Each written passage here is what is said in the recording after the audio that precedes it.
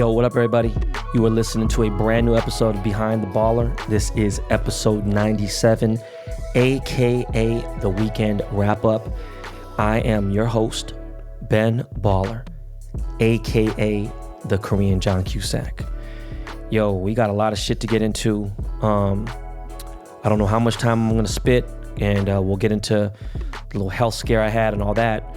But I've been limiting myself to like 2 hours of phone a day, period. I've really just been maxing and relaxing. I just went swimming yesterday to try to open up, you know what I'm saying? I'm actually even staying away from the kids.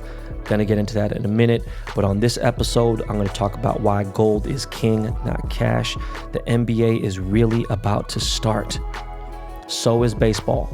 Why the fuck do people still think that COVID-19 or masks are politically related? I just heard that there's a vaccine out, but fuck Bill Gates. Wondering, do my listeners actually care about what's going on with Jada and Will? Do you? Of course, I'm talk about the hobby. We're going to get into my next Project 2020 drop and tops customer service. Prayers out to my boy, Michael Rivera, and may God be with him, his family, and of course, his sister, Naya. I hope they find her. I hope this shit is cool. I watched a few movies this week as I had a lot of free time. And of course, some more shit talking on a brand new high definition professional podcast episode of BTB, Miles, Jordan, Lakey. Let's go.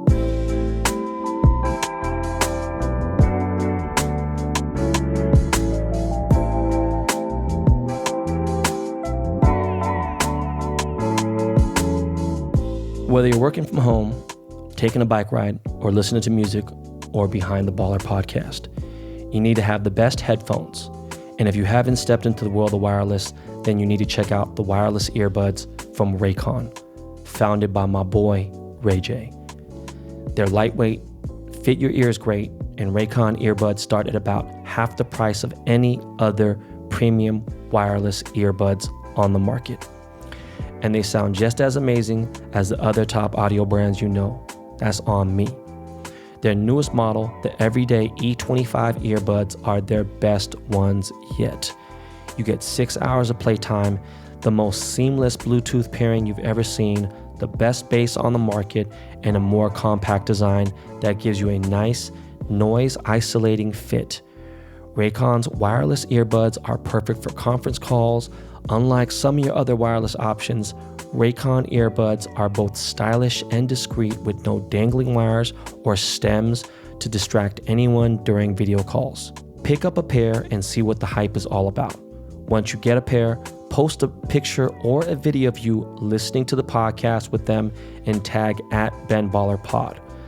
Now is the time to get the latest and the greatest from Raycon.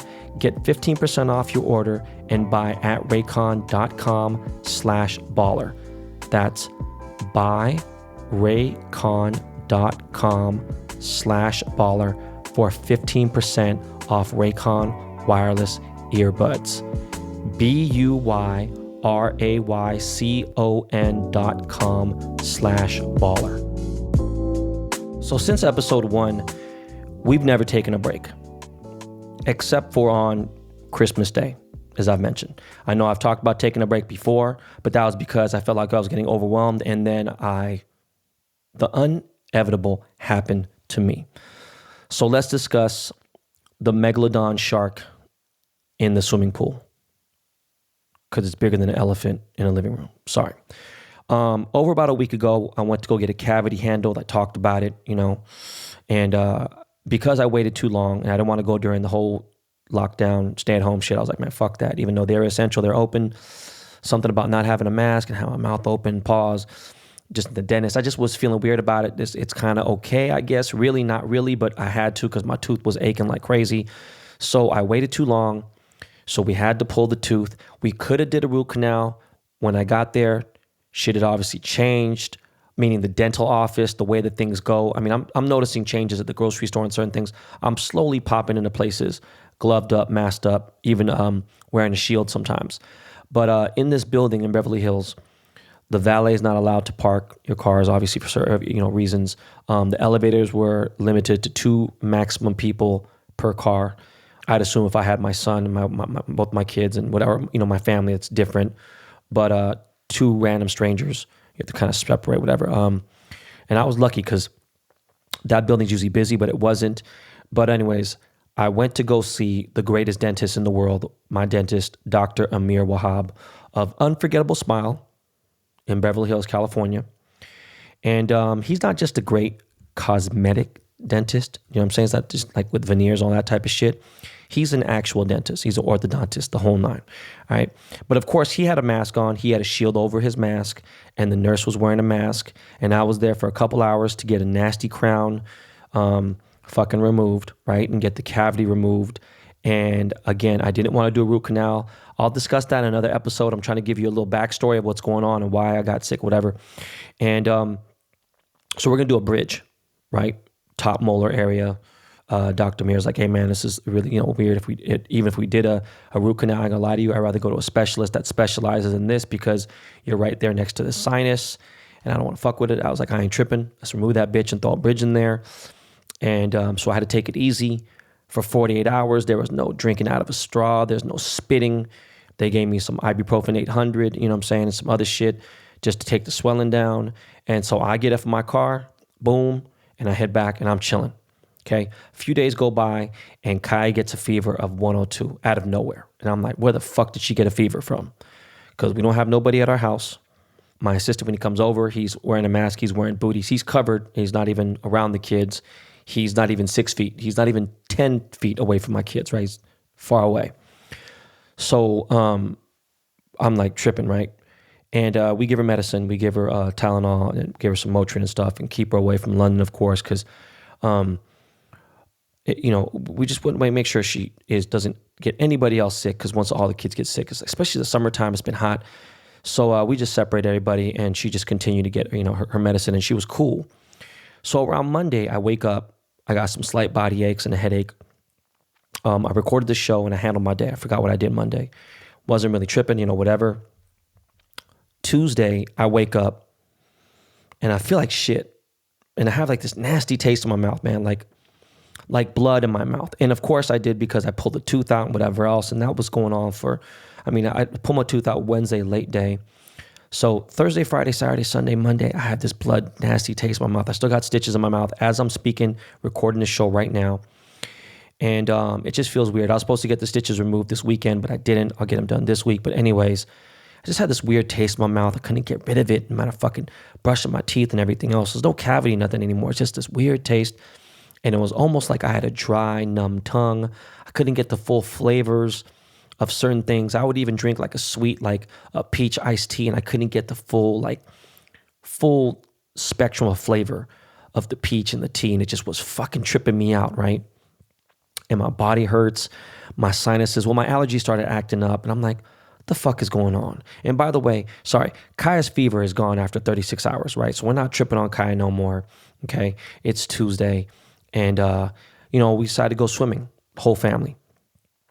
It's been an average of like 85 to 95 degrees over the past week. So from right now, this recording, it's been about literally 85 to 90 in the last 10 days. It's been hot as a motherfucker, right? I got a lot of sun in my house. And I'm in the pool swimming, and I can't hold my breath for even 15 seconds. And I even tell Nick, I'm like, damn, I feel like shit. I don't know what's going on. I'm trying to swim from one side of the pool to the other. Usually takes about 15 seconds to do.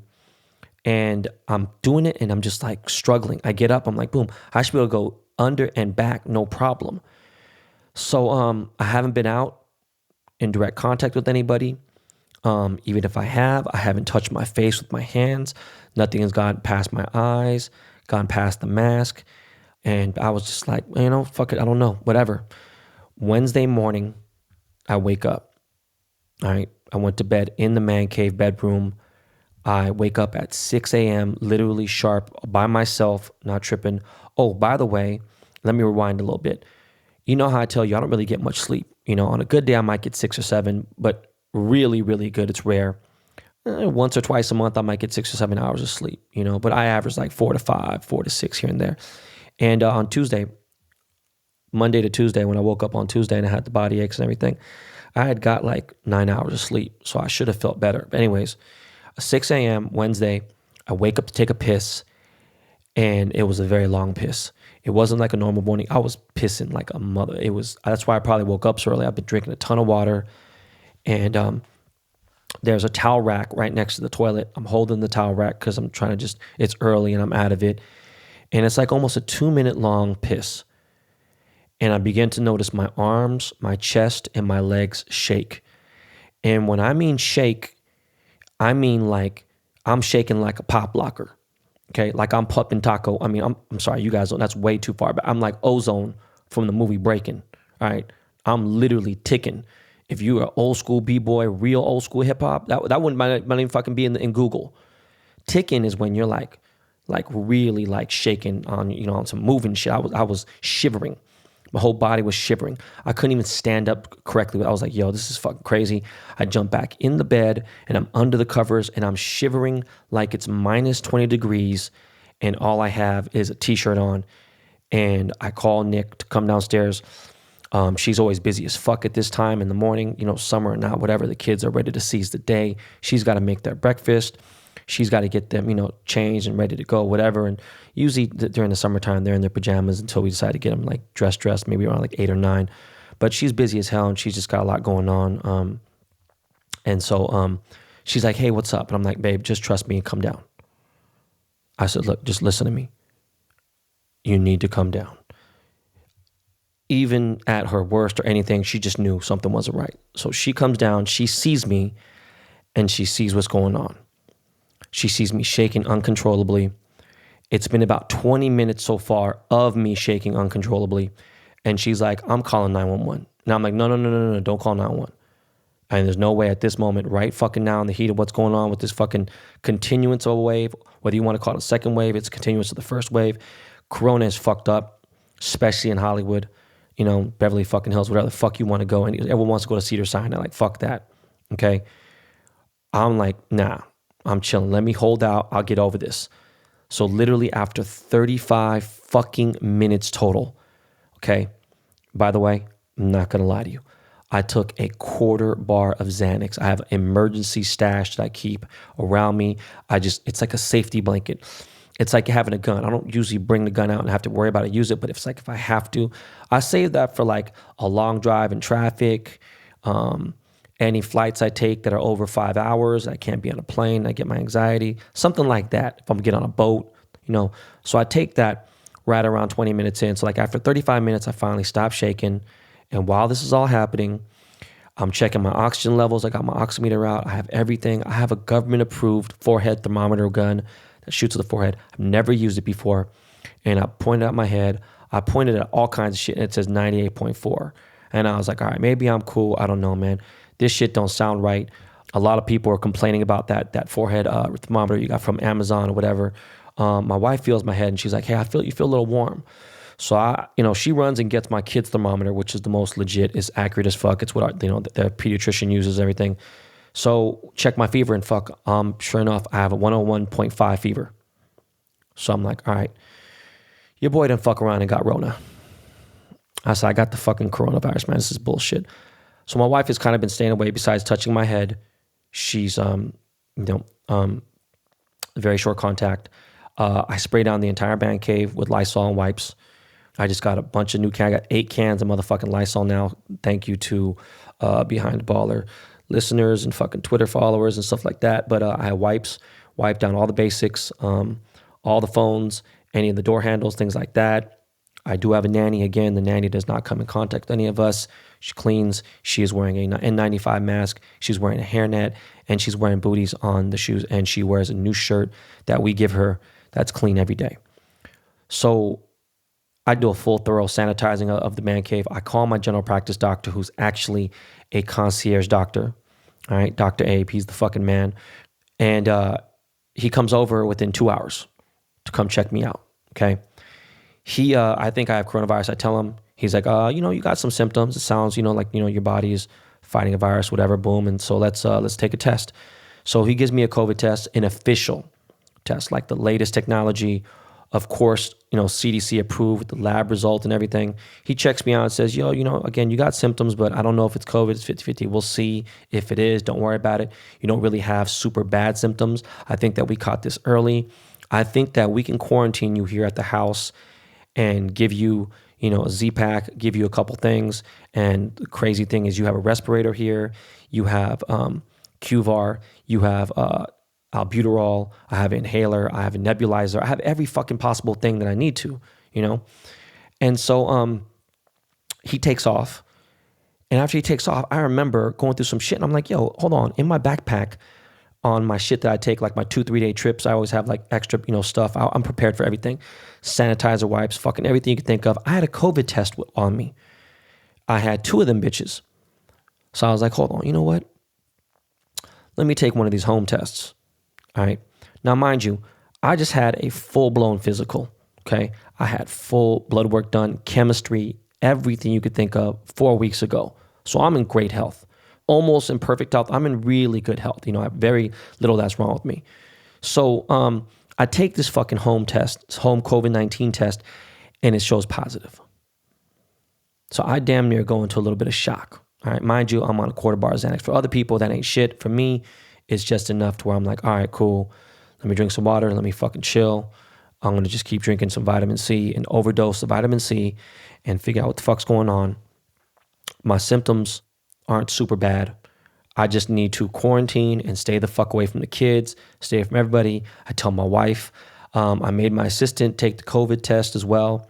I got everything you could think of on deck. I even have 2 boxes of azithromycin, which is like one of the real official approved antibiotic drugs that works, that's supposed to suppress and help with COVID. And so, I decided to take my first dose, which is 2 pills. All right. I called the doctor. I tell him that I took the test, and he's like, I don't trust that test at all whatsoever. He's like, you got the official test that fucking swabbed your shit. We'll get your results back tomorrow morning. You just need to fucking relax and just chill the fuck out. Now, I get through the day relaxing. I rewatched Power, season 1 through 6. It made me feel some type of way. I'm not gonna lie to you. Hearing that fucking the theme song, it was like a different time, even though it was like 2 years ago. It put me in a different place. It was a trip, and I was like, damn, Power's a good fucking show, I'm just eating soup, I'm drinking my fucking emergency vitamin C. And then around midnight, I get up, take a piss to get ready to go to sleep and everything, and boom, all the same shit happens all over again. I have another fucking seizure. All right. 2 fucking seizures in a day, and I've never had one in my life. Okay, by the way, now I'm running 102 fever, and I've been running a low fever for most of the entire day. I took some Dayquil to bring it down to like 99 and everything, right? I call my doc. I text him, actually, it's late, it's midnight, and he's like, yo, relax, don't trip. What is your oxygen level at? And the whole day, my oxygen has ran from 95 to 99, which is actually 95 and up is good. But 97, 98, average 97. My oxygen's perfect. It's perfectly fine. So that's my main issue. Just more of my nerves, my anxiety. My doctor's like, if you get another one, man, you're gonna have to go see a neurologist. You're gonna have to maybe go to ER. You got to figure out what's going on. Let's see what your test results. Just go to get some sleep and you'll be good. So I go to bed. I wake up feeling okay, not terrible, not great. Around like 10 a.m., my doctor calls me to tell me that my official COVID-19 test result is negative. All right. I'm like, yo, are you sure? He's like, there is no need to retest. Not if you want to retest after you're exposed to seeing even one single person, cool. No need to test at all whatsoever until you see somebody and you want to wait like 4 or 5 days or something, but you are okay. You want to wait another week or 10 days, fine, but you don't need to. Especially, I know how careful you are. You're super, on point with shit. Don't even trip. Your body was going through something. It probably still is. You have some sort of virus, and that is why you went into a seizure and then got a fever after. Your body was reacting to the virus, and it was fighting off the virus. It's probably what Kaya had, and she had a little bit of the shakes, which I didn't realize until later, and that that's when my body was going through that seizure type moment, and then the fever, fighting fucking whatever again. And once I heard the results, and he was very confident, that shit made me feel 1,000,000 times better. Because fuck, as you know, there are several people who have got COVID, okay? They have been on respirators. They have been officially, like, their oxygen dropped down to ridiculous levels to where it's not even humanly possible. No one's ever seen it before. No doctor in any other city have ever seen no shit like this before. They got on the respirators. They got better. Then they took 2 tests. And after they got the 2 negative tests, after, a few weeks, these motherfuckers were in there for 3 weeks or so. They were okay. They're good. They're cleared. And then guess what? Some of these motherfuckers got COVID again after a month. Some of them after 2 months. It's like, what I'm trying to say is we really know nothing about this shit, okay? But the bottom line is my doctor's like, yo, man, you got way too much stress from stupid little things, and they're occupying space in your mind. And you know what? You just need to relax. You need to take some time off, and you need to chill, because this will take you out way worse than anything else right now, and you don't need this type of shit in your life. And I thought about it. I'm like, man, my life is great. I have a beautiful family. I should just be chilling. He's right. But yeah, maybe it's cabin fever. Maybe it's the added anxiety of some uncertainty, when I work so hard to win at life financially. But that's not what life is about. Look at Jada Pinkett Smith. All right. I watched bits and pieces of her episode of her interview with a Red Table Talk with herself. And she said that it took forever for her to find happiness inside herself. She knew that she had to be happy inside herself. She had to find her own inner happiness. And she's almost 50. Okay. No, I'm sorry. She is 50. Fuck am I talking about? She's been rich for over half her entire life. So that just tells you right there, money ain't it, because they got bread, like beyond, okay? I am definitely overwhelmed with work, for sure. And of course, it's been a blessing that in the worst depression that I've ever witnessed, during one of the worst pandemics that I have been, a witness of, that I still got clients who want to spend 250 grand for jewelry. Okay. I've told you already. I try to refund some of these people's money, and they're just like, nah, we're good. We want the chain. But now my health is beyond top priority. Okay. Not that it wasn't before. Before it was number 1 priority. Now it's number 1, number 2, number 3, number 4, and number 5 on my list of priorities. Okay. So I am going to take some time off, which means VVS got to run itself. We got a team for that. We got a sharp team, and it's doing what it's got to do. Ben Ball did the strain, has to be pushed back a little bit later. All right. It's going to be okay. I have IF and Co way under control. All right. So that's going to be fine. My only 2 things that I'll be focused on for the next 60 days or so, well, at the very least 60 days, will be my Topps Project 2020. And that's very minimal. I've designed most of the cards already. I just got to kind of do some social media push here and there, and interact with some people. And then there's this Behind the Baller podcast. All right. And as mentioned many times on this podcast, I have went from taking 118 flights last year to completely staying put at home for most of this year.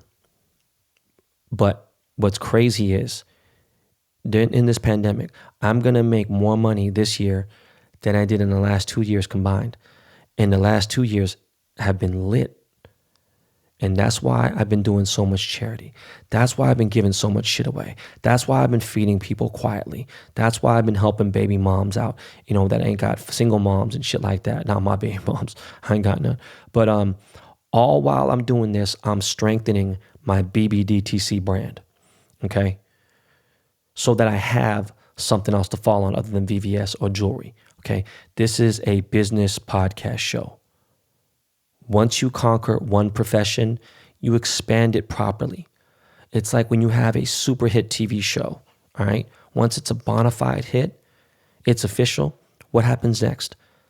There's spinoffs, there's merch, there's everything else, you know what I mean? So eventually, I want to be able to have BBC be a fun brand for everyone older than the age of 16, and just continue on itself. It has its own legs. It makes cool money. It's cool money for the side.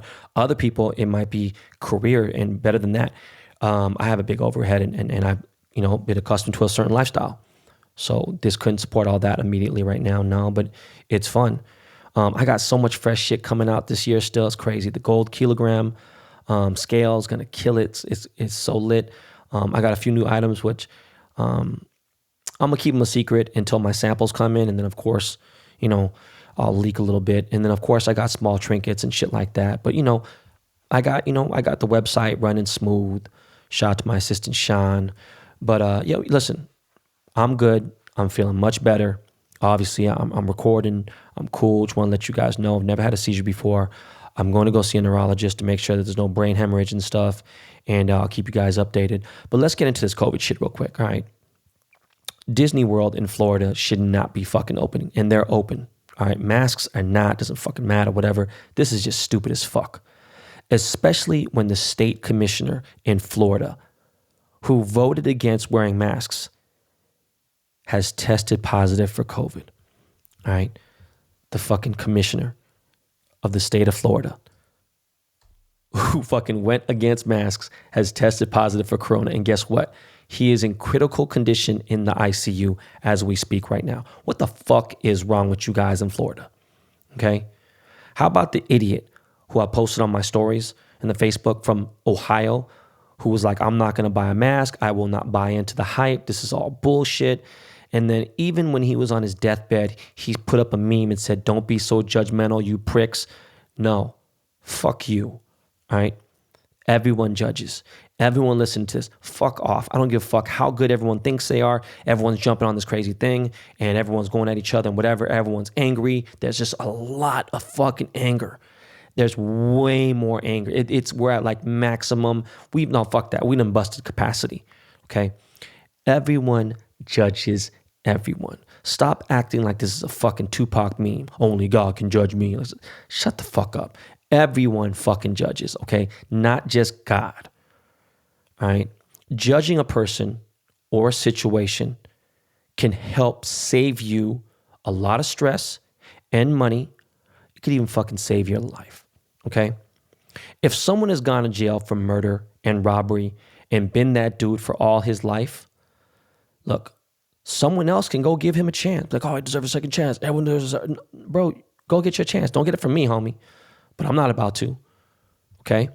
You want to know why? Because patterns are very real, okay? People are so fucking offended right now that I went on George Lopez's comments and one of his pictures on his Instagram, and he posted a video of some dumbass fucking Peckerwood hick white dude who went crazy because some Mexicans made a U-turn on his property. And it was like think about it, a large property. It's like almost like entering a Costco parking lot and you hit like the first 10 feet of the parking lot just to make a U-turn. And then the guy fucking chased them down, followed them with a shotgun and chased them. And they were like a decent looking Latino couple. It looked like they're Mexican, like a good looking girl, regular chill dude. And people, I was like, man, ain't this about a bitch? And there were some decent looking people. That was my comment.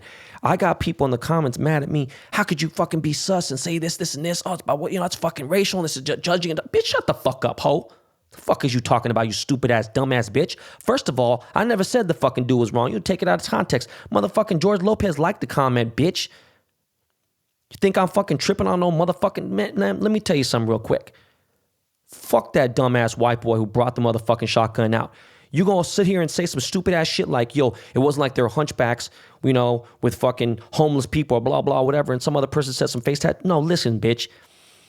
If the motherfuckers that pulled up to his crib were in some motherfucking beat up ass fucking Charger and were bald headed, Mexican, Asian, and black with all face tattoos, he wouldn't even he would have been just start shooting. You want to know why? Because people are just fucking crazy and they judge and whatever. I get profiled all the fucking time. Is it right? No. But it's the fucking truth. So if you don't understand what the fuck I'm talking about, sorry. Okay? She was like, well, Ted Bundy looked like a nice person. Yes, he did. He was sucking psychopath. And you know what? That's why he got so far. And that's why he got away with it for so fucking long. You put me in a motherfucking court, they ain't gonna look at me straight up. I don't give a fuck what kind of suit I put on. I look like a fucking crook. I look like a criminal. I look like a dubious dude, And I've been that dude all my life. So people are just super sensitive and just sit there and just like, yo, man, you are missing the entire fucking point. And they're like, oh, man, you must like that. No, bitch, shut the fuck up. Then they go to the page and be like, oh, listen, this motherfucker don't like Trump. This motherfucker believes in COVID, da-da-da-da. Yeah, bitch, you got it all twisted wrong. Because the easiest way to misinterpret somebody is reading a text, reading an email, reading a caption, reading a comment. Bitch, shut the fuck up. Going back to the dumbass motherfucking Ohio who died, who didn't fucking believe in the shit, who knows who else he fucking infected, went to packed fucking parties and bars and everything, okay? There's more and more situations just like that dude, okay? And they're happening every day. Man, Jordan keeps sending me a new story. Oh, this dude went to this party and fucking got sick. Boom, he died in his 30s, 31, 32, 38. You guys think this is still a joke? Like, or people think it's political. I don't get it. Why the fuck would this be political? Okay, well, guess what? Dick Stain Donald just wore a mask 2 days ago. All right, fuckos. Now what? Some dumb fucking Trump supporter dude. I forgot what the fuck his name is. He played for the Giants for a couple days. He's like the typical fucking spokesperson for Trump people. He was like, Trump is playing chess. Biden's playing checkers. But bro, I pray to God. Look, man, I don't know right now. I don't know if Trump's going to win. You know, I'll be honest with you. It don't look that good for him. And if he don't, the podcast might be the only thing I have. Because motherfuckers is going to go crazy. You think I went crazy on the 49ers shit? Because to me, them Trump supporters remind me of the fucking 49er fans for real. But going on, let's just be honest. It's science, nothing else. They're trying to push Fauci out, talking about, you know, listen, Fauci ain't about no left or right. That motherfucker's just about science, okay? It's kind of like, yo, listen, COVID, don't give a fuck what skin color you are, okay?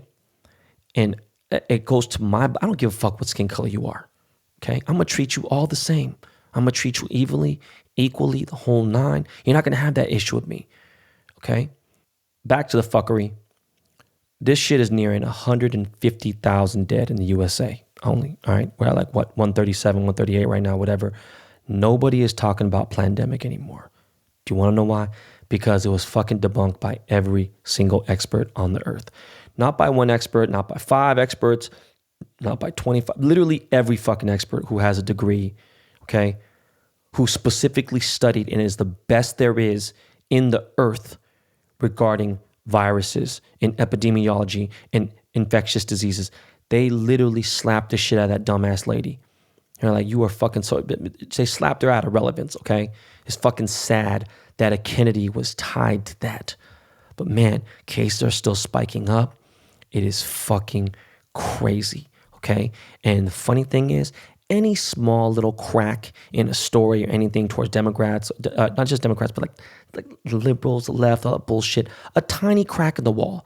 Please believe Trump supporters are going to find a reason to blame and focus on that shit and they'll zone in. Like, oh, the recovery rate, this and that, Pizzagate. Bro, Pizzagate, really? And then the Wayfair shit, I haven't even gone into that yet. It sounds crazy and everything else.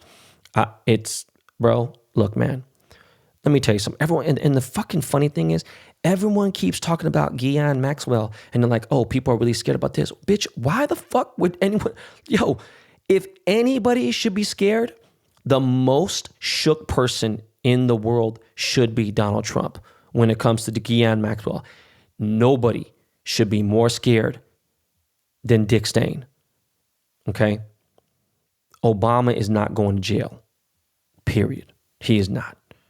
Bill Clinton, I fucking doubt it. Hillary, I have no idea, okay? I think there's a good chance that Dick Stain, Donald Trump, is going to jail. He's been crying about the fucking tax return situation now. The fucking Trump supporters like, well, the protesters and the riots in the street are what caused the spikes. I mean, that doesn't seem very far-fetched at all. I'll say that, okay? But I'll say this too. That's on them, man, okay? They believe their cause is bigger because of, obviously, the unfair racism over skin color. I'd be angry too for their people being oppressed for over 300 years. I get it. I'm not black. I can only support their cause because, you know, that's mostly what I've been around all my life. But when it came to the protests and being in a crowd of thousands, you already know. My family is more important than anyone's. I don't care. I will argue it I don't give a fuck what it is. It's not about black lives, about white lives, or anything, whatever. I'm going to support all those causes. When it comes to my direct family, when it comes to Nick, Ryder, London, Kaya, I put them before anything. And you guys should too. You should put your family in for anything. Some people don't have anything else. They don't have anything to risk. They have nothing to lose. Certain things, again, this does not apply to black people. They have a different purpose out here right now. And it's amazing what they got going on. Is it one sided? Is it racist? You know what? Look, man, nobody wants to hear that shit. Is it one-sided? Maybe, sure. But you know what? it still wouldn't add up to the treatment that they've been getting for hundreds of years.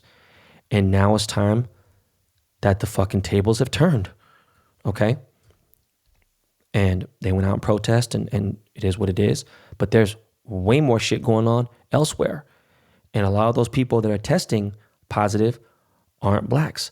And there are a lot of black people that are out at the protest. So it's very strange. I don't know. I don't know if it's karma. I don't know if it's God working in a weird way. I'm just hoping for peace in the world, okay? But you guys have to take this serious. It's not going away. In fact, from a good source of someone I know who knows Bill Gates and his father-in-law, I won't say his name, but he's obviously he's one of Bill Gates' good friends. His wife, his dad is a heavy hitter, and he's Bill Gates' boy. And my source tells me that this vaccine is done and ready. Okay, but yo, I'm hearing that this shit is going to be $1,800. Like, really, bruh?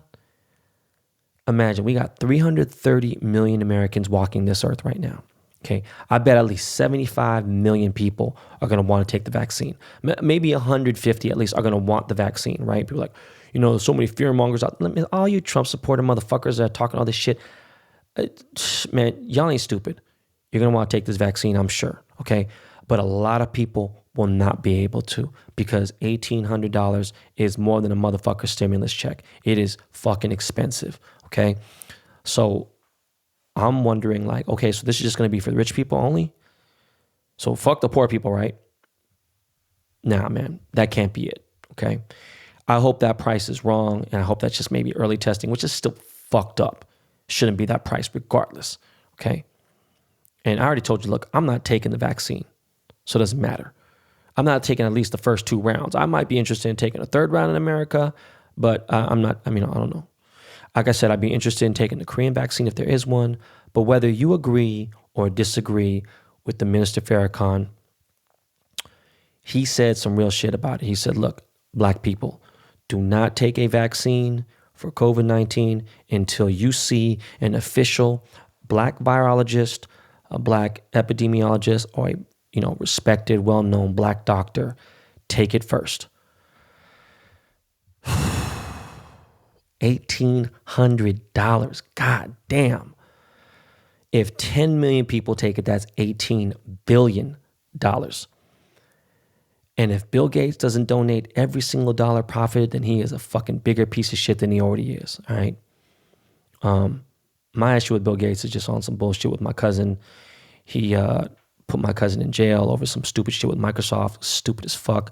Try to tarnish his name, take away his ability to make money and provide for his family over some really minor shit. If my cousin was stealing and things like that, blah, blah, it'd be a different story, but I know exactly what happened. Some bullshit. Anyways, going on. Do the country, do the world a favor. Wear a fucking mask, all right? Nobody wants to shut down their business anymore, okay?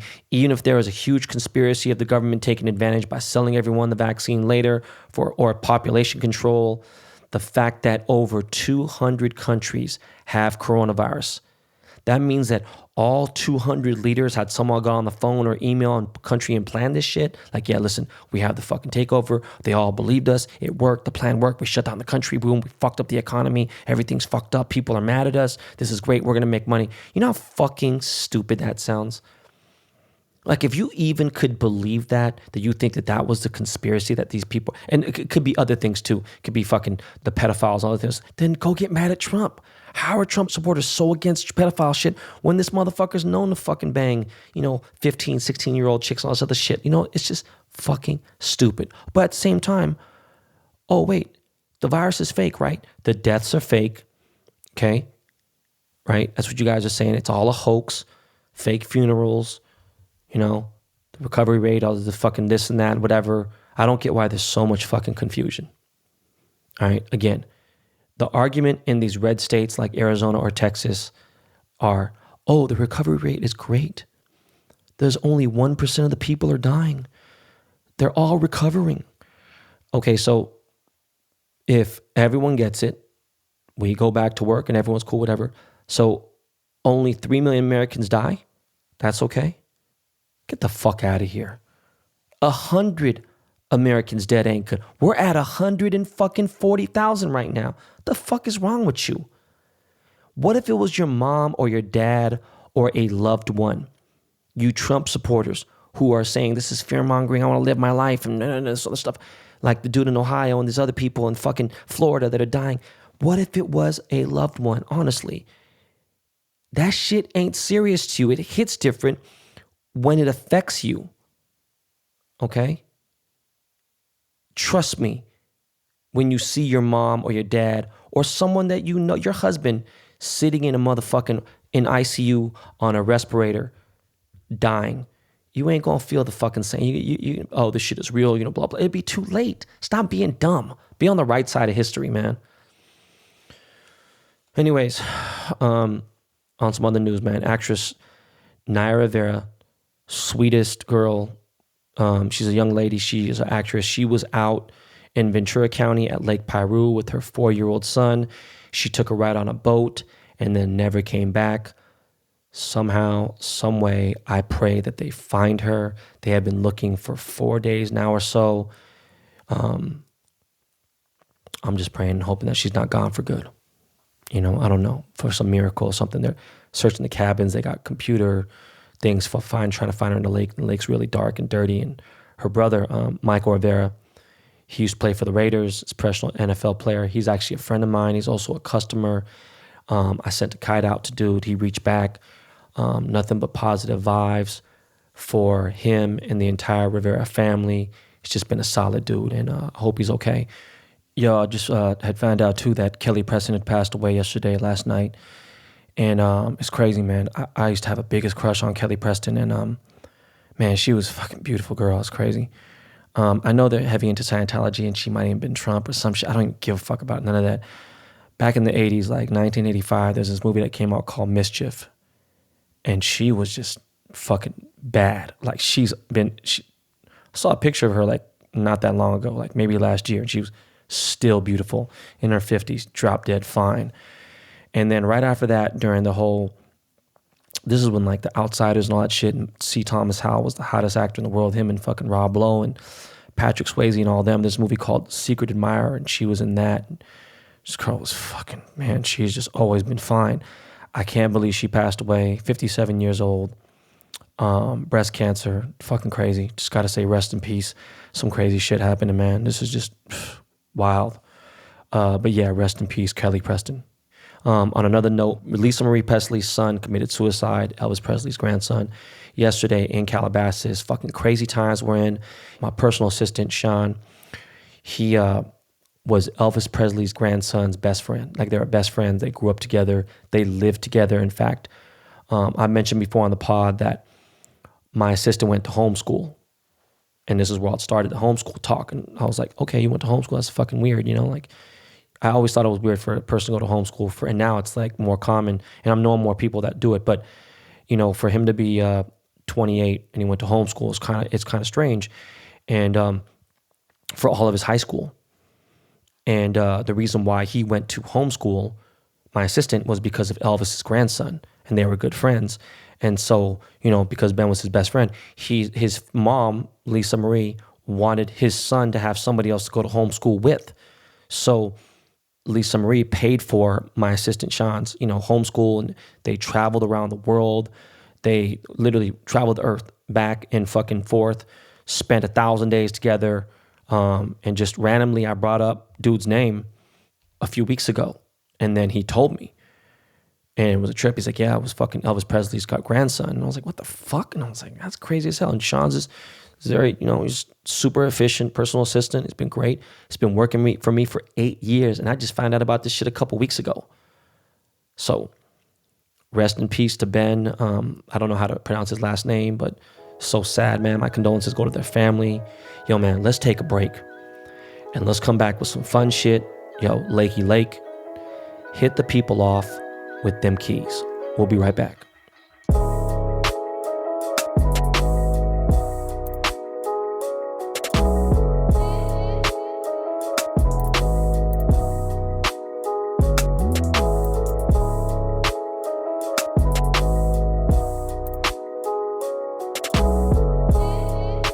So to everyone listening right now, have you ever thought about having your own podcast? And I don't mean like one for a hobby. I mean a legit professional one. But you like don't know how to get it started? Okay, well, what I'm talking about right now isn't for the people who want to have one as a hobby. Okay, not so much. This is more for the people who are geared towards doing this for work, for a company, who want to promote their brand, want to start a podcast to help market their business or strengthen their current business, widen the audience and demographic of their business, tell a story, or someone who has just a lot to say like me and thinks that they could, help the world out with what they got to say. Okay. The reason why I said that it's not for just those who just want to do it as a hobby or hear themselves is because it's not cheap to have a professional podcast. All right. Actually, the equipment and all that stuff is not that expensive, but I'm talking about if you listen to what I do, I don't just record and then boom, here we go, let's upload it and let's drop it. There's so many fuck ups and there's other stupid little things I got to tell Miles and Jordan to do and everything else. It takes the Dust Brothers 1 hour just to fine comb through 15 minutes of this show. Okay. The Dust Brothers have provided me with original music, a theme song, my own fucking theme song. Okay. Everything there is to know about the podcast business. Literally anything and everything regarding podcasting. Miles and Jordan, aka the Dust Brothers, know all about it. All right. And if you're going to fucking start a podcast, you need to hit up the Dust Brothers. Okay. They don't just produce my show. All right. They produce one of the biggest podcasts in the world. I Am Rappaport, my boy Michael Rappaport's podcast. If that wasn't for him, I probably would never have the show. If it wasn't for them, I would have never started my own podcast because they knew exactly how to get my shit on every fucking platform, how to do everything. They just handle it all. I ain't got to worry about shit, okay? They also produce Josh Hart of the New Orleans Pelicans, right? Used to be for Los Angeles Lakers. He has a podcast called Lighthearted. Then they produce this attorney show, and they have a couple other shows, okay? But from being on a lot of podcasts and being around them, I can say with confidence that they are the best podcast producers on the earth. That is no cap, all right? They are a full service podcast production company. This is all they do. Literally, they live, eat, and breathe this shit, okay? They have both been in sound and production for over a decade with experience from film to TV and now almost 7 years or more in the podcast game. They've been around since the fucking beginning of podcasting, all right? Way before this gold rush and shit, okay? So I'm just letting you guys know if you're serious, you're interested, if you want to start one up, you don't have to worry about shit. You want to just record and have the rest taken care of, hit up the Dust Brothers, all right? You could email them at contact@dbpodcasts.com, as in Dust Brothers Podcasts.com. The website's obviously www.dbpodcasts.com. If you go on Twitter or Instagram, they're at DB Podcasts. And if you got bread and you want to do your own show, you want to fuck around, whatever, of course, if you got some paper, because, their time is money, and they can help you out. If you want to do your own show and it was on a hobby level, whatever, they can work with most budgets. But if you know somebody who's a big public figure or is part of a major corporation, whether it be like Mitsubishi or fucking Lysol or fucking, Motorola, Apple, wherever the fuck it may be, a celebrity, anyone who needs help getting a podcast started, you need to hit them up. Any major celebrity should fucking hit up the Dust Brothers because there's no better candidate, period. I listen to a lot of shows. Most of them sound okay. Some sound like trash. But you get the Dust Brothers in your life and you get your podcast to sound museum quality. All right. Obviously talked to my boy Joc Pederson like twice a day. And, Dodgers are back in training, official. Motherfucker hits me, sends me videos and shit from the fucking Dodger Stadium, from the field house and everything. And boom, man, they've been training. They're out there practicing. They're out there playing. And fucking opening day is July 23rd, so it's coming up. I think most of the team is there. There's a couple guys who aren't. I think 1 or 2 guys tested positive for COVID. I know Kelly Jansen, he's tested positive for COVID, but should be okay soon. I don't know. It's fucking kind of a crazy situation. But the whole team is being tested often, and they're being smart. Like, see Joc, he's wearing a mask. He's being more aware of it. But I'm hyped. Joc just blessed me with official Dodgers home game jersey, along with like the official batting gloves with a 31 on it. You know, I appreciate that, young Joc. If you didn't listen to that episode, you definitely should scroll back and find that Joc Pederson Behind the Baller episode. Spoke to my boys, Ben Simmons, Austin Rivers, and they're both currently in the bubble right now in Florida and chilling. And this shit's going to be like interesting to see how it's actually going to be on television. Like, what's it going to feel like? What's going to look like in full uniform? It's just, I don't know. It's fucking crazy. All right. There's a dude by the name of Jay Williams. He has a show, The Boardroom, with my boy Rich Klein, and it's also produced by Kevin Durant and stuff. He said some amazing shit about being tone deaf in the NBA. Like Kyrie Irving was talking about the room he was in, like being a Motel 6 and everything else. And he just said an amazing thing on his last post. If you go, I think it's the real Jay Williams. I don't know, but he's just amazing thing about being tone deaf in these times. And going on, man. I know that there's some guys that opted out of playing in this NBA bubble, and I respect the decisions. And there's a whole bunch of COVID and fuckery going on in Florida right now. Florida just broke their record again with over 15,000 new cases yesterday. And that's in a day, okay?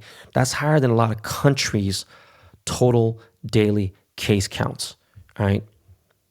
But I hope all the NBA players are healthy, all right? Asterisks or not, I want that 17th Laker championship ring, all right? As for the NFL season, I still don't know.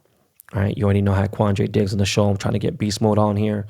Still fucking up in the air with fucking Jadeveon Clowney. I don't know what the fuck's going on. This shit is so crazy. Anything can change. I got an email from the Seahawks saying, hey, you want a refund now for the tickets? Do you want to wait? Boom. I'm going to sit there and fucking sell my seats. Motherfuckers going to sit down on my seats and have my name on the shit. Who fucking knows? I don't know. It's fucking crazy. All right, guys. Now on to the hobby. To all my guys in the hobby, old or new school, my Mariano Rivera card had a print run of 12,611, which makes it the third lowest print run out of my 8 cards. And I got 12 cards left. I got Don Mattingly next. Let's see. A lot of messages about Topps customer service and shipping. And honestly, look, I know it sucks because I am the artist and I have zero control over what goes on in the actual company. Right? I know I saved a lot of jobs at the company and everything else and whatever. I'm not saying I'm better than anybody, but what I will say is I'm not a fucking employee of the company. I have no idea what's going on in the infrastructure. I haven't asked. I know it takes some time. I've just been, a little more patient, okay? They've made a statement that shipping will be a lot faster in the next few weeks, and due to COVID, obviously, it's been lacking. And like I've stated in the past, I'm the most non-patient person on the earth that you may know. But I've been very patient lately, and people think because I got money, that's why. It's the total fucking opposite, okay? Now that I got some bread, I'm like, I want that shit right motherfucking now. Got people getting mad here and there. It's like, look, man, as far as my cards go, everyone should have been got their Dwight by now, okay? Ichiro's been gone. No one fucking got on that shit. Frank Thomas, people barely got on that shit. All right, Mike Trout, people woke the fuck up. Okay, Ricky Henderson, people kind of got active. Cal Ripken, people got fucking active. Okay, so Cal Ripken has not hit people. Dwight Gooden has hit people already. There might be some few stragglers. People keep saying, hey, what's up with your your Mike Trout card with Blake James? That's not my card. That's got nothing to do with me. I haven't even paid attention to what's going on with that. I'll talk about the autos with that in a second, but that's not my card. So Jeter, I assume, is going to ship out, in the next 3 to 4 weeks or so, I hope. I think Cal Ripken should ship out in about a week or so. I don't know yet. But I've said this. You got to give my cards, my drops, because they have higher print runs, at least 5 to 7 weeks to hit your doorstep after the last day they drop. The last day, you can purchase them after the 48 hours ends. You got to give it like 5 to 7 weeks. And that's just been the normal. And that's been the norm, Some have come in 3 to 4 weeks before, and I think it'll definitely speed up very soon now that the print runs are getting shorter. But again, man, be patient, please. No fucking, I got no control over it, no matter how fucking well I'm doing in the hobby, or me being the best selling artist in the fucking Project 2020. It don't mean shit. I don't work for Topps. My next card is Don Mattingly, as I mentioned. It will complete the Yankees trifecta. Okay, 3 Yankees out of the 20 players in Project 2020. With my Mariano Rivera, this time I took obviously a more simpler approach, and I like that. It felt more like a regular baseball card, like certain things, and compared to some of my previous designs, except for Ichiro. But Don is going to be a big card, and so I'm going to get a little gangster with the Hitman, So will Mark McGwire. Mark McGwire is going to be a big card. After that, I know Jackie Robinson is going to be a big drop, and because I got a Black Lives Matter thing that I'm doing with that. Obviously, Sandy Koufax, they're 2 Dodgers right there, the only Dodgers. I'll be donating to some black charities, again, for the Jackie Robinson drop. But don't confuse yourself.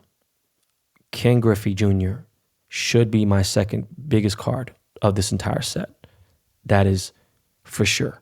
And that is coming either he's going to be my last card or my second to last card, okay? Obviously, for most of the artists in Project 2020, Mike Trout has been their biggest card, with the exception of Keith Shore, okay? I just know my demographic better, and that's why the hobby can't predict my print runs, because you guys are literally the best fans in the world, meaning you listening, my Twitter followers, my Instagram followers, everyone that support me worldwide. You guys support me in a big way. And that's why my print runs are different, because I have a different audience. And my Ken Griffey Jr. should be the dopest design card of the entire series. I put a lot of work into it. And obviously, because of my love for Seattle, this is going to be a fucking sick card. And I definitely think this should be the second highest print run out of all my cards, and it'd be big. And I'm going to do a dope giveaway for that, obviously. It'd be the only last giveaway I think I do. Now, as far as investment-wise in the hobby and stuff, the hobby is hot right now. I don't give a fuck what nobody says. Cards are in right now, trading cards. Fucking basketball cards, baseball cards, Garbage Pail Kids, Pokemon. Trading cards right now are crazy, okay? And for investments, just because my print runs are higher, that doesn't mean they're just worth nothing now. People have a fucked up idea of what's going on here. Anything can change. There's so many different things that go on later. And if you think long run, you never know, especially for such a small fucking investment of $20 and everything else. But right now, the move is to try to get the next 2 cards, if you already got the 8, and sell a set of 10. If you can, barter and do everything else, whatever, to try to get it each euro, and you only have 9, whatever, try to get the first 2 cards. A lot of you guys, I would say 95% of you guys, slept on the first 2 cards. That's not my fault. I told you guys to get it, all right? The real gangster move is to get my entire set of 20 cards. Some guys, and when I say some, I'm talking probably less than 25 guys, are collecting the entire set of 400, which is fucking nuts. Now, if you bargain here and there, whatever, if you buy a couple sets here and there, if you buy whatever, it's, be less than 8,000. But for the most part, it's going to be fucking expensive. Okay. It's a lot of money, but those people will see a nice return. That's for sure. It's a really nice set. Now that I think about it, I kind of wish I was collecting all 400. I regret that for real. I really do. Again, I really appreciate everyone who's bought a $20 base card. I can't express to you how much I do, but you have my gratitude, all right? And anyone who's ever bought any of my autographs, of course, I love the ones who copped just to keep them for their personal collection, but I got nothing against anybody who wants to resell and make some money. That's cool too. I'm not really tripping. I made a lot of money. I made a lot of people money early on. Now, I could have sold my 100 Ichiros, which are down to a lot less now, but I could have sold them early on when they were going for 4,300, but I didn't. And I don't want to fuck up the game, because I think about this a lot differently. I don't know much about stocks, but I know enough about stocks, and I do know enough about, supply and demand. Now to my autographs. Once my Cal Ripken ships out, which should be, like I said, inside a week or so, I'll have Beckett come to me to authenticate the cards, okay? And I want everyone to just know this, all right? I went on every single artist's website in Project 2020. And to every artist who is selling autographs, just know I am selling the least amount by far. And I'm talking like by far. All right. And my prices are not the most expensive. Not at all. Okay. So I'm keeping it G through and through. All right. The breakdown is this. I have a 1 of 50 card. All right. For every player. 1 of 50. Silver autograph, BBDTC. Okay. Then I have a 1 of 10 gold autograph, Ben Baller. Right. Then I have a 101 card. Ben bought it, the card, boom. And then I sign between like 4 and 5 friends and families cards max. Okay. That's 65 cards total.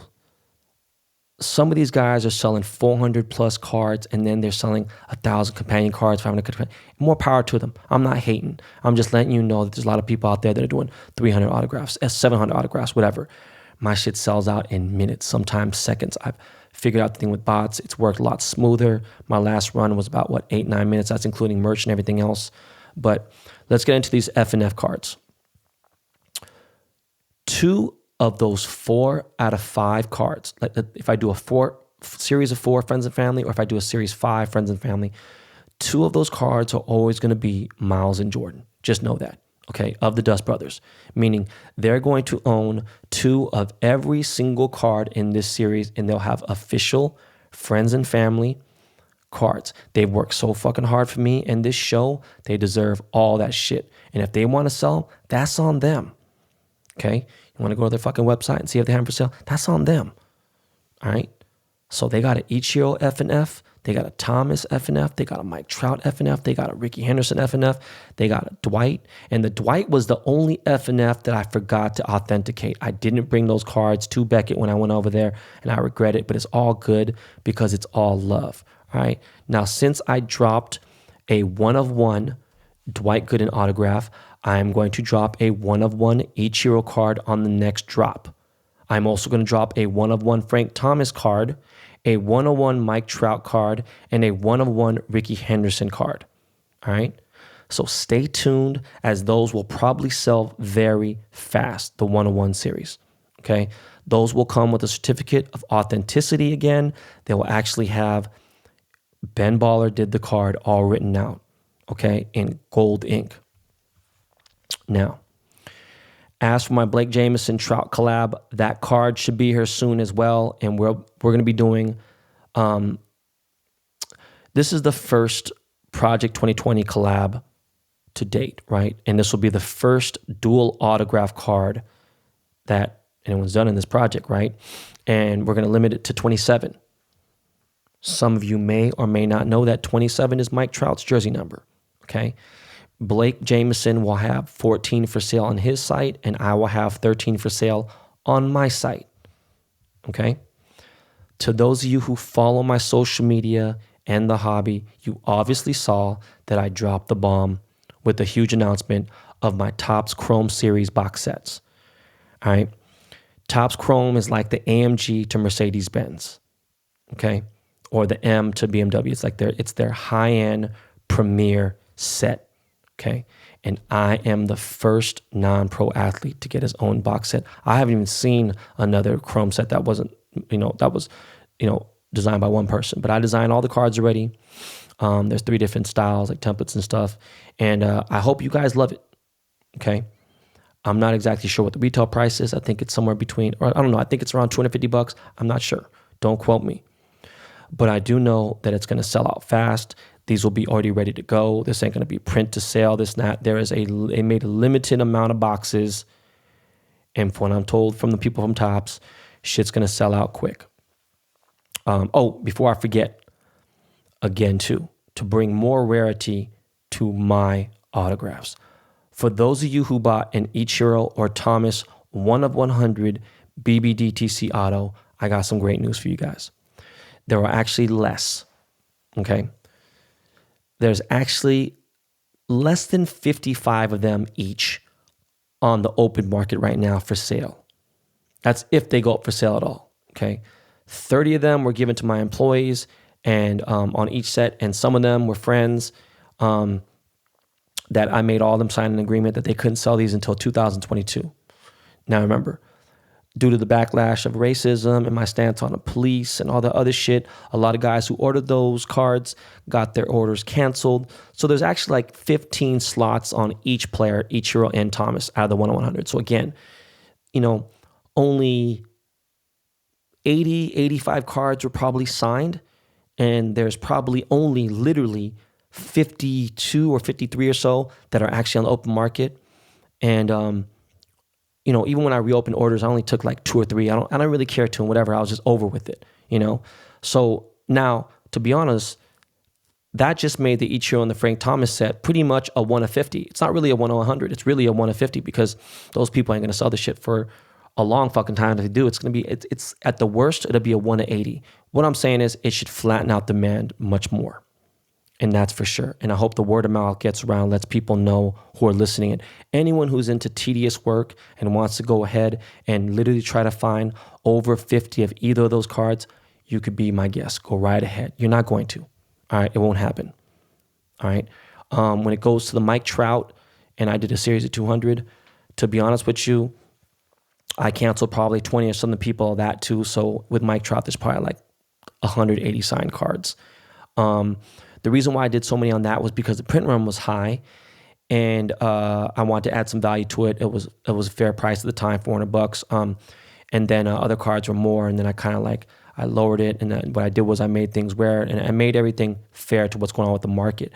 And at the time, I don't want to say their names, but really like 3 or 4 of the artists were selling their cards for way more. And I was like, fuck it, this is what it is. But I want to say, again, always thank you to all of you who have supported my work in the hobby. Every single person that has bought a single card or autograph or anything. Again, very grateful, very appreciative. Thank you so much. Now let's get into this week's Jackass of the Week. Miles, please cue that lovely soundbite. Yeah, Jackass. This week's Jackass of the Week, and he might be up for Jackass of the Year, is Ramon Abbas, a.k.a. at Hush Puppy with the I. What does that mean? No fucking idea. Who gives a fuck? Okay? He's at HUSHPUPPI at Hush Puppy on Instagram. This Nigerian scammer posted, he was literally a twin. He was fucking Jet Set Life reborn. Okay? He portrayed and posted a Jet Set Life that was powered by fraud. Okay. This dude said he was in real estate and he was an entrepreneur. And I remember the first time I saw this dude's post, he had like around 600,000 followers. And I said, this dude is 100% bogus. Pure bullshit lifestyle. They're just, you know what? There's some who got it, and for sure that they flaunt it. And I don't give a fuck. His dude got nothing to do with him being black. It just, everything was wrong. I saw nothing but red flags. He was showing too many red flags. It was just on some clown behavior shit. He reminded me of Jay Mazzini. And actually, Jay Mazzini is actually worse in many ways. The only thing is Jay hasn't scammed as many people as this guy has. But if Jay had the opportunity, trust me, he'd show off in the same stupid fucking way. This guy stole over $100 million using email scams and shit like that. And he did all this shit just to show it off on the gram. Okay? What I want them to do is, because they got the guy in custody right now, I want them to do a mental evaluation on his brain. Right? He's currently locked up in a federal prison in Los Angeles. Here in LA, he's a fucking idiot. He's a fucking jackass. You jackass! That clout really is a drug. It's insane. This dude has 2.5 million followers, and I never followed dude or paid attention really, but I'm sure he did giveaways to gain followers. And man, how do those followers feel now? To be duped and just like he just tried to make people feel like they're peasants and shit and all this other stuff. Just did it all wrong. Everything was wrong. Okay? Speaking of wrong, watch out for that dude, Jay Mazzini. Okay? I've been getting intel from other people that had signed up for his program, that he scammed them out of money, thousands and thousands of dollars. Okay? This dude is probably on his way to jail soon too. Okay? He is a fucking clown. Told you guys about this dude. And it's just like, look, you look at this guy, man, and you just know fraud. Speaking of jackasses, DJ Academics aka Livingston, allegedly got fired from Complex. I know he's banned from Twitch, but he's a fucking idiot. I thought I'd just say that. So enough of all that shit, man. But actually, you know what? Speaking of attention seekers on social media, the U.S. government had said last week that they're thinking about banning TikTok because it's a Chinese app. And I don't give a fuck because one, I think it's a stupid ass app, and two, it just sucks.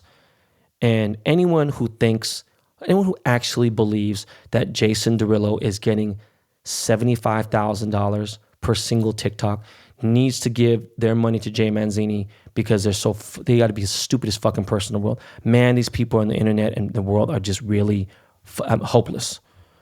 Okay, I really hope they do ban that dumbass app.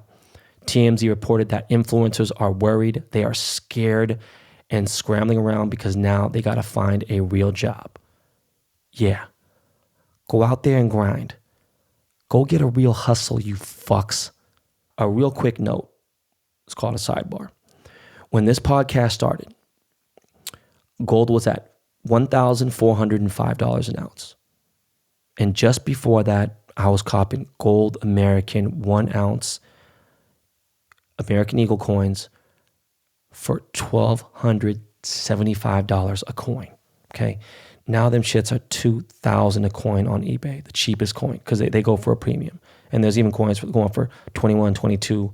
Auctions are ending over 1,900, everything else. Just fucking around for fun.